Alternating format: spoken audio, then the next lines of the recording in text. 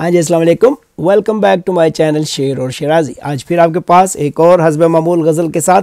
तो उम्मीद है ये भी पसंद आएगी। पसंद आए तो मेरे चैनल को सब्सक्राइब कीजिएगा और बेल का बटन भी रिंग कीजिएगा। तो देखिएगा एक गज़ल के मतला चंद अशार के।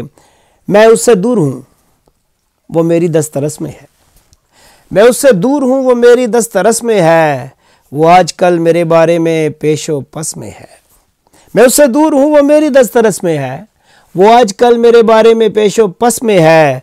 और गए दिनों की मोहब्बत को यूं भुला देना, गए दिनों की मोहब्बत को यूं भुला देना, न तेरे बस में है जाना न मेरे बस में है, न तेरे बस में है जाना न मेरे बस में है। और मैं किस तरह से तेरे ला मकाम में आ पहुँचूँ, मैं किस तरह से तेरे ला मकाम में आ पहुँचूँ कि मेरी सोच मेरी ज़ात के कफस में है, कि मेरी सोच मेरी ज़ात के कफस में है। और बुझा सको तो मेरी धड़कनें बुझा डालो। मिसरा देखिए, बुझा सको तो मेरी धड़कनें बुझा डालो, कि रोशनी कोई मेरे नफस नफस में है, कि रोशनी कोई मेरे नफस नफस में है। और मक्ता देखिएगा कि बहार करती है ऐसे तवाफ शिराजी, बहार करती है ऐसे तवाफ शिराजी, मिठास तेरी ही जैसे गुलों के रस में है।